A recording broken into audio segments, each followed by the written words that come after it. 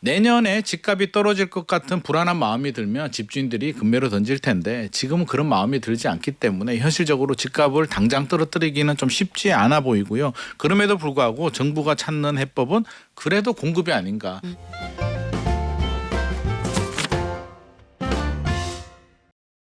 한 주간의 집값 흐름과 주요 부동산 현안 챙깁니다. 부동산경제연구소 김임란 소장 나왔습니다. 안녕하세요. 안녕하세요. 소장님, 오늘은 정수자님과 함께 들을 거예요. 우리 소장님, 네. 연미 소장님 주변에 없다고 하신 청약 당첨자가 바로 접니다. 우와. 2년 반 전에 당첨되고 곧 입주식이 다가오는데 50대 중반에 처음 경험하는 게 참 많네요. 요즘은 입주만 신경 쓰다 보니 머리가 복잡해요. 좋은데 절반은 은행 거인 거 현실이지만 잘 살아볼게요. 매일 잘 듣고 있습니다 하셨는데 당첨 후 첫 커피는 제가 보내드릴게요. 우리 수자님 좋은 일만 있으시기 바랄게요. 또 이런 기운을 나눠야 우리 잘 될 거니까. 갑자기 기분이 좋아집니다. 갑자기 좋아지네요. 네. 진짜 제 주변에 한 명도 없어요. 그러니까요. 소장님 주변도 한 명도 없거든요. 저도 본 적이 없는데 이렇게 소식이라도 들으니까. 그렇죠. 거의 유니콘급이라는 우리 수자님 잘 사세요. 자, 첫 번째 소식 전하겠습니다. 서울 아파트값 주간 상승폭 보니까 다시 올라가네요. 네. 통계가 사실은 0.18%인데 12월 2주차 한국부동산원 주간 동향인데요. 0.17%에서 0.18%니까 0.01%포인트 확대된 거 가지고 이제 뉴스에서는 반등이다. 다시 상승세다라고 나오는데 사실 이게 해석을 어떻게를 해야 되냐면 11호 대책 발표 전에 0.54%에서 0.17%까지는 한 달 만에 내려왔거든요. 지금 우리가 이제 거의 2달 정도 됐잖아요. 네. 한 달은 상승률이 빠르게 줄어들었는데 그 다음 한 달부터가 0.17, 0.2, 0.18, 0.17, 0.18 그러니까 거의 여기서 막 저항선 거의 부딪히는 것 같습니다. 그래서 더 이상 큰 폭으로 반등도 아니고 근데 더 이상 내려오지도 않기 때문에 11호 대책의 어떻게 보면 규제 효과가 여기까지가 아닌가. 더 내려가기는 현실적으로 좀 어렵겠다라는 생각이 들고요. 지역별로 좀 살펴보게 되면 성동구도 0.26에서 0.27%, 송파구도 0.33에서 0.34%, 분당도 0.33에서 0.38%니까 조금씩 더 이상 축소되지는 않는다라는 거고요. 인천 같은 경우도 0.04%인데 인천은 지역별로 골고루 연수구, 송도가 있는 연수구는 0.08%, 서구, 금단이 있는 서구는 0.04% 소폭 상승 기록하고 있고요. 경기도는 여전히 온도 차이가 평택시는 마이너스 0.22%고요. 용인 수지는 0.44%니까 차이가 굉장히 큽니다. 눈에 띄는 건 저 이제 지방을 한번 보니까 부산이 0.03%거든요. 네. 어느 순간 마이너스에서 플러스로 전환이 됐고요. 조용히 돌아섰네요. 조용히. 근데 지역별로 보게 되면 해운대구가 0.18%. 상당히 높습니다. 그리고 또 수영구, 광안리가 있는 수영구도 0.17%니까 슬금슬금 지역에서도 그 핵심 상위 5분위 아파트 가격은 지금 꽤 상승률을 높이고 있는 상황입니다. 그래요. 지금 이게 지역별로 온도차가 좀 있었는데 그래도 전반적으로 상승 전환하는 그런 흐름이 보이는데 서울에서 평당 2억 원에 팔린 아파트가 나왔어요. 이게 우리가 진짜 비싸다고 했던 그 한강변의 원베일리라는 아파트도 아니라고 하던데 또 새로운 후보가 등장을 한 거예요? 새로운 후보가 등장을 했는데 원베일리는 서초구거든요. 우리가 보통 이제 강남이라고 하면 서초구, 강남구가 있는데 서초구에서는 원베일리가 3.3제곱미터당 평당 2억 원을 찍어서 화제가 됐었죠. 올 상반기 얘기입니다. 강남구에서는 압구정 아파트는 사실 재건축이니까 재건축의 특수성이 있는 거고요. 신축 아파트가 이제 3.3제곱미터당 2억을 찍었는데 어디냐? 한 평 아니에요? 한 평. 한 평이 2억이니까 그거 빨래 건조대 놓으면은 딱 그 좌우로 팔 딱 벌려서 빨래에 넣으면 그게 한 평 되거든요. 그러니까요. 연봉 1억 되는 사람이 2년 동안 한 푼도 안 써야 이제 그 정도 면적을 딱 구할 수가 있는데 무슨 아파트냐면 청담동입니다. 이름만 들어도 왠지 부자 사모님이 나올 것 같은 청담동에 가면 청담 3익 아파트가 있거든요. 이걸 또 재건축을 합니다. 그래서 청담 르엘이라는 아파트인데 우리가 일반적으로 말하는 평으로 말하면 공급 면적이 45평 아파트인데 28층이 입주권이 90억. 에? 45평이 90억에 이제 거래가 됐다고 합니다. 곱하기 2억씩. 그러니까 이제 2억이 되는데 이 아파트가 2024년 6월 작년이죠. 일반 분양을 했는데 그때 분양가가 3.3제곱미터당 7,209만 원. 와. 그러니까 1년 반 만에 7,209만 원에서 2억으로. 물론 분양가 상한제가 적용이 됐으니까 시세보다 저렴하긴 했는데 그 당시 그러니까 45평이 한 33억 정도 했거든요. 분양가가. 그러니까 33억이면 90억이면 얼마인가요? 거의 한 57억 정도 시세 차익이 발생을 했고 그 당시에 이제 33억에 분양을 하고 네. 바로 프리미엄이 붙더라고요. 그래서 이제 50억 이상 찍어가지고 제가 야 무슨 50억이냐라고 했는데 그때도 과하다 했는데. 그때 샀어야 되나? 물론 돈이 없었습니다만. 그런데 이제 생각해 보게 되면 시세 차익이 57억이잖아요. 그래서 이분 같은 경우는 아마 양도세가 그래도 한 20억은 나오지 않을까. 뭐 그 바로 판다고 하면 한 50% 내야 되니까. 네, 그래서 그렇기는 한데. 뭐 그렇게 마음의 위안이라도 저는 좀 아, 엄청나네요. 시중에 돈이 많이 풀려 있다 이게 느껴지기도 그렇습니다. 하고. 네네. 방금 소장님이 90억 원 이렇게 말씀하시니까 33억 원이 안 비싼 것처럼 느껴진 착시가 막 순간적으로. 최근에 이제 이런 현상들이 발생을 하는 게 뭐 또 잠실 르엘 아파트도 48억 거래가 됐다 이런 소식들이 들리다 보니까 이제 무감각해지는 거예요. 아니 나는 지금 1억도 없는데 우리 딸도 그러더라고요. 아빠 여기는 15억밖에 안 하네라고 하는데 야, 너 1억도 없으면서 무슨 15억밖에 안 하냐라고 하는 게 아니, 이게 그러니까요. 30억 40억을 너무 우습게 이렇게 이게 미디어에 나오다 보니까 인플레가 네, 심해졌어요. 맞습니다. 네. 아니 그래도 우리 주변에 좋은 소식 있는 우리 미라클들 많이 계시는구나. 남은영님, 연민님, 저도 2023년 서울 무순위 줍줍 나올 때 와 청약이 됐어요. 이번 달 입주합니다. 와 이거 진짜 어려운 거죠. 그러니까요. 아니 이렇게 운 좋은 사람들이 2023년이면은 집값이 그때 분위기 좀 안 좋았을 때 네. 네네. 와. 대단하십니다. 대단하시네요. 이 좋은 기운 우리 나누면서 근데 규제 지역의 토지거래 허가 구역까지 지정을 해도 사실 옳은 곳은 올라가고 있다. 이게 정부도 인정을 하는 부분이잖아요. 그렇습니다. 그래서 추가로 공급 대책을 내놓는다고 하는데 아니 규제를 이렇게 강하게 해도 집값이 빠지질 않아요. 상승폭이 올라갔다가 상승폭 자체가 좀 줄어드느니 마느니 요 싸움인데 왜 집값은 안 빠져요? 최근에 뭐 대통령께서도 이제 뭐 답이 없다라고 말씀하셨는데 뭐 그 내용은 사실 그 지방에 가서 충남에 가서 결국에는 이제 지방 활성화, 지방 경쟁력을 강화시키겠다라는 취지로 말씀을 하신 거고요. 많은 분들이 아니 이 정도 나왔는데 왜 집값은 안 떨어지는 거야라고 이제 이야기는 많이 하는데 사실 집값이 떨어지려면 집주인들 매도자들이 시세보다 저렴하게 하락 매물, 급매물을 던져야 되고요. 매수자들이 나는 안 살래. 떨어지는 집을 왜 사? 안 사게 되면 집값이 뚝뚝뚝뚝 떨어지는데 지금 분위기를 보게 되면 뭐 내년에 입주 물량도 부족하다. 기준금리도 내려가는 기조다. 유동성까지 많기 때문에 집주인이 하락 매물을 내놓을 이유를 지금 찾지 못하고 있고요. 매수자들은 또 불안하기 때문에 거래가 되는데 지금 한 20년? 지금부터 20년을 살펴보게 되면 세 번의 하락 구간이 나오거든요. 2008년도 글로벌 금융위기 때 네. 그리고 박근혜 정부 때 한 번 2차 하락 한 번 있었고 최근에 2022년 하반기에 미국이 기준금리 올리면서 한 번 땅 떨어집니다. 네. 땅 세 번이 하락이 되는데 그 세 번의 특징을 보게 되면 어떤 정책으로 떨어졌다기보다는 대외적인 변수 미국이 큰 충격이 있었던 거죠. 큰 충격이 있으면 집주인들 마음은 어때요?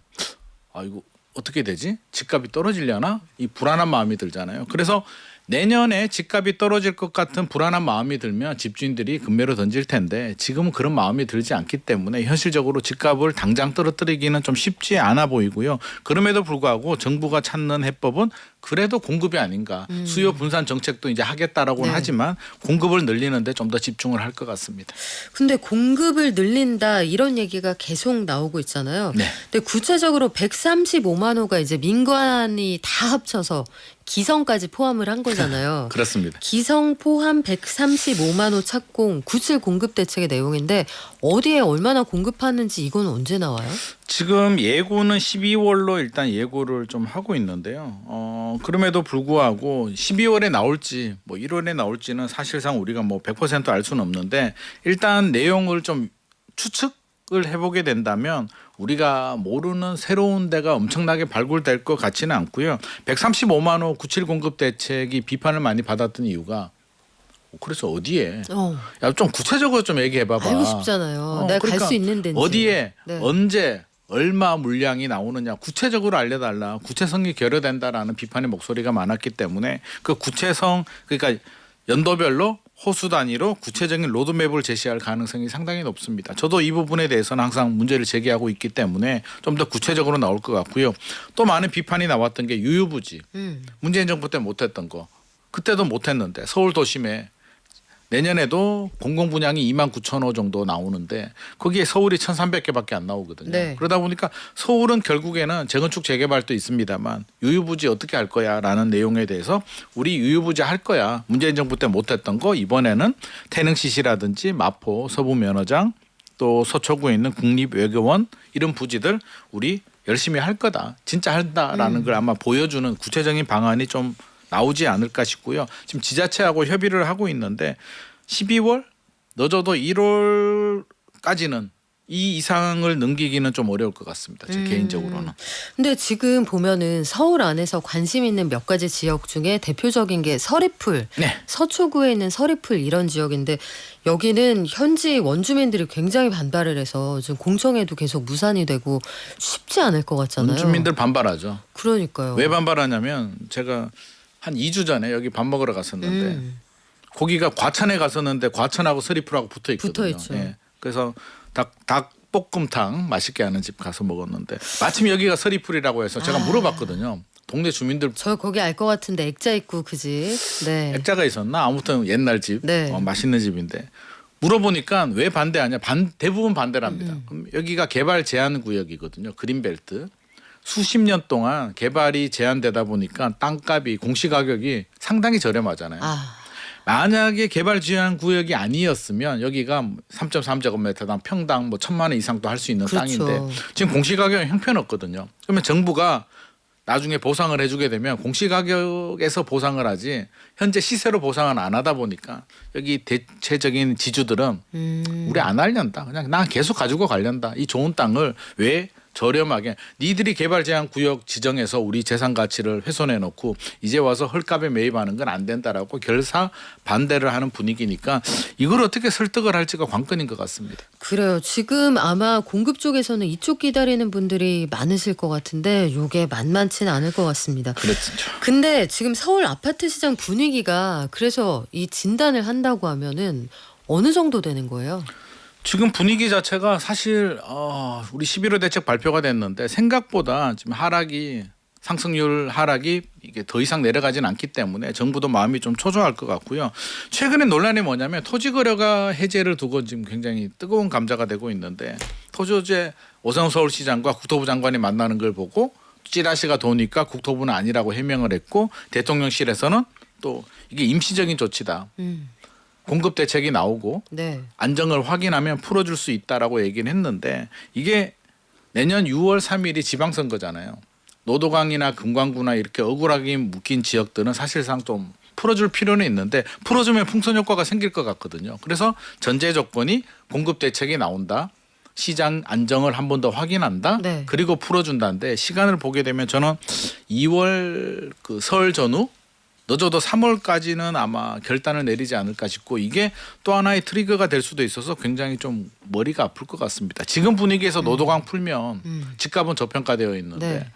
또 타깃이 될 수도 있으니까 안 풀 수도 없고 풀 수도 없는 진퇴양난인 것 같습니다. 근데 이게 참 정부도 난감하겠다 싶은 게 난감하죠. 아파트 입주 전망 지수가 하락을 했어요. 신축 아파트를 지어놨는데 이 대출이 안 나오니까 나는 당첨됐는데 못 간다 이런 사람들이 실제로 나온단 말이에요. 그렇죠. 네. 그러니까 집값은 못 잡고 실수요자만 잡았다 이런 아우성이 있으니까 이거 어떻게 해야 돼요? 이게 결국에는 대출을 막아서 그렇거든요. 주택산업연구원에서 이제 12월 아파트 입주 전망 지수. 그러니까 뭐 건설 회사들을 상대로 이게 설문조사를 하는데 아파트 입주할 때 입주 잘 될 것 같아? 입주가 잘 돼야 이제 잔금을 받으니까 이걸 조사를 하는데 75.5로 전월 대비 4.3포인트 하락이 나왔습니다. 전체적으로 이제 하락을 많이 했다는 얘기는 결국에는 입주하기 만만하지 않겠다. 사람들이 잔금 빨리 안 치고 연체를 하든지 네. 어떻게든 늦춰지는 경우들이 많겠다는 건데 이유가 있을 거잖아요. 왜 못하냐 물어보게 되면 결국에는 잔금 대출이 안 나와서 대출이 안 나오니까 나는 못 들어가. 잔금 대출 안 나오면 세입자라도 밀어넣어야 되는데 세입자는 소유권 이전 조건부 대출 막혀가지고 그쵸. 세입자도 대출이 안 나오니까 전세 대출이 안 되죠. 전세 대출도 안 나오고 결국에는 기존 집을 또 팔아야 되잖아요. 기존 집도 안 팔리네. 돈대로 받아야 되니까. 그러다 보니까 여러 가지 문제 때문에 입주가 지연되고 있는데 저는 어떻게든 다른 걸 다 떠나서 세입자가 들어오는 소유권 이전 조건부 대출은 좀 풀어줬으면 하는 바람입니다. 왜냐하면 세입자들 입장에는 지금 전세난이라는 이야기를 많이 하고 있잖아요. 맞아요. 그러면 신규 아파트가 나오게 되면 유일하게 신축 아파트에 저렴하게 들어갈 수 있는 약간 박앤세일 같은 느낌? 지금 4년까지는 살 수가 있으니까. 지금 송파는 보니까 오히려 입주장에 올랐던데요. 그러니까 네. 그러니까 이분들이 지금 세입자들이 전 대출 받아서 들어갈 수 없는 시장이다 보니까 현금 있는 분들이 이제 들어갑니다. 그래서 실제로 가보게 되면 전세 가격이 뭐 잠실, 르엘이나 이런 쪽은 떨어지진 않았거든요. 그래서 현금 있는 분들은 여전히 들어가는데 돈이 부족하신 세입자들은 이 박앤세일조차도 못하게 되니까 좀 안타까운 상황입니다. 그러게요. 정책이 가능하면 이 균형 있게 발전하고 골고루 부가 재편됐으면 좋겠다는 방향성을 가지고 설계가 되는데 항상 결과가 뜻하는 대로 나올 것이냐 이게 꼭 보장되는 것 같지만은 않네요. 그래도 우리 좀 좋은 소식들 계속 전해주시니까 반가운데요. 우리 이혜인님은 소장님 저는 부쩍 역곡의 청약이 돼서 기다리고 오. 있어요. 항상 감사한 마음으로 삽니다 하셨고 우리 형숙님 여기 개장할 때부터 오셨던 분이거든요. 우리 형숙이 언니가 목돈연구소 듣다 보면 대박난 분들 영향을 받을 수가 있을 것 같아요. 여기에 터가 좋다. 복의 기운이 목돈연구소가 많은. 길을 불어넣어 주시는구나. 제가 그랬잖아요, 여러분. 여기가 터가 좋아요. 될지어다. 제 옆에 계시면 잘 될 거예요. 아니 근데 정부 여러 규제 중에 정비사업 조합원의 현금 청산 이게 문제가 된대요. 현금 청산이라는 거는 입주할 수 있는 딱지 안 주고 돈으로 줄 테니까 받고 나가 이 얘긴데 조합원 지위 양도 관련해서 해석이 오락가락하면 이거 진짜 문제 아니에요? 이게 투기 과열지구로 지정이 되게 되면 이제 조합원들 한마디로 재건축 아파트 같은 경우는 조합 설립 단계, 재개발은 관리 처분 단계부터 이제 지위양도 금지 한마디로 입주권을 못 팝니다. 그러니까 거래가 안 되는데 예외 조항이 있어요. 예외 조항이 뭐냐면 10년 동안 보유하고 5년 동안 거주한 사람은 이거 진짜 오랫동안 실소유자니까 찐이니까 네. 이분들은 그래도 지위양도 금지 거래를 할 수 있게 금지를 풀어주자라는 혜택이 있는데 최근에 국토부가 해석을 좀 다르게 했습니다. 이게 뭐가 문제가 되냐면 공동 지분을 가진 부부인데 한 부부의 사례를 설명을 드리면 한남 뉴타운에 있는 실제로 사례였는데 80대 부부가 있는데 80대. 네, 공동 명의로 이제 그래서 이분 같은 경우는 어떤 사정이 있어서 이제 부인 명의로 좀 부인이 남편에게 증여를 해줬는데 부인은 5년 거주 10년 보유가 되는데 남편은 받은 시점부터 이게 안 되는 거예요. 2년이 모자라요. 그러다 보니까 이번 해석이 예전에는 둘 중에 한 명만 충족을 해도 봐줬는데 국토부에서 재해석을 해서 둘 다 10년 보유 5년 거주를 해야 된다라고 하는데 진짜 문제는 네. 소급 적용. 해석을 다시 해서 다시 소급 적용해버리니까 이분 같은 경우는 팔았는데 나중에 자격이 안 되잖아요. 그러면은 그 집 사간 사람은 지위가 양도될 줄 알고 산 거잖아요. 입주권이 안 나오니까 그럼 어떻게 이거 해야 보상해줘야죠. 그거 계약 어떻게- 깨고 받은 돈 돌려주고 위약금 와. 주고 이렇게 되니까 네. 정책이라는 게 이게 소급을 하면 안 되는데 이걸 소급을 해버리니까 지금부터 하고 앞으로는 하지 마라고 해야 되는데 이게 좀 소급 적용한 게 저는 좀 문제라고 보여지고 그것도 부부는 한 몸이잖아요. 몇 년 모자라는 걸 그걸 네. 그 부분에 대해서는 저는 왜 이런 해석을 했는지가 이거 좀 과도하지 않나 싶기도 좀 한데. 과하다는 생각은 좀 듭니다. 그러면은 이거 하나하나 다 따져봐야 되는 거예요? 그러니까요. 와. 그래서 점점 더 복잡해지고 어려워지는데 이렇게 한다고 해서 강남의 아파트 시장이 안정될까에 대해서 안정이 되면은 그래도 해볼 만한데 네. 괜히 이렇게 또 오랫동안 사신 분들 피해를 줄까봐 이거는 좀 과하다는 생각은 듭니다. 요거는 좀 확인을 해볼 필요가 있지 않을까 싶어요. 자, 그리고 요즘에 아파트들이 원래 리모델링하면 간단하잖아요. 네. 부수고 뭐 살면서 할 수 있는 리모델링도 요즘에 현대건설 뭐 여러 회사들이 저희도 그거 할 수 있어요 해서 명함 내놓고 있다고 하는데 아예 리모델링 뭐야 그냥 재건축해버려 이렇게 돌아서는 집들이 많대요. 네. 이 공사가 훨씬 큰데 왜 그러는 거예요? 일단 두 가지 이유가 있는데 리모델링 단지들이 있어요. 분당에도 있고 있는데 리모델링을 하는 이유는 첫 번째는 재건축이 쉽지 않을 것 같으니까 재건축이 단계도 복잡하고 또 동의 받기도 힘들고 안 될 것 같으니까 어차피 재건축이 20년 내에 안 될 것 같으면 우리 리모델링이라도 하자. 그리고 리모델링이 좀 쉽지 않겠어? 저렴하게 할 수 있겠지라는 생각으로 추진하게 되는데 최근에 서울시에서도 신속통합기획이라고 해서 여러 가지 네. 지원들을 많이 해주잖아요. 그래서 재건축도 이제 속도가 좀 빨라질 수도 있다라는 희망이 생겼고 두 번째는 공사비가 리모델링이 저렴할 것 같잖아요. 기존 뼈대를 두고 15% 정도만 이렇게 늘리니까 실제로 보게 되면 리모델링이 절대 저렴하지 않고요. 그래요. 3.3제곱미터당 890만 원. 지금 정비 사업이 평균 820만 원 정도니까 더 비싸네요. 오히려 더 비쌉니다. 더 비싸고 기술적으로도 더 어렵습니다. 놔두고 해야 되니까. 차를 부셔버리고 새로 짓는 게 쉽지 놔두고 하면 안정성 문제도 그래서 일부 전문가들이나 교수님들은 아직도 문제를 제기하는 분들이 있습니다. 이게 오히려 안전을 해치고 더 위험한 방식이다. 이거 계속하면 안 된다고 말씀하시는 분들도 계십니다. 그래요. 그래서 요즘에 그 이촌 우성이나 아니면 성동구에 있는 응봉 대림 이런 곳들도 아예 리모델링이 뭐야 재건축할 거야 이렇게 돌아서고 있다고 하는데 요게 또 건설 시장에 내부 새로운 구조도 리모델링 하게 그래요. 되면 완벽하게 또 좋은 구조로 만들 수는 없습니다. 화두가 될 것 같네요. 지금까지 부동산 경제연구소 김인만 소장과 함께했습니다. 오늘 말씀 고맙습니다. 감사합니다.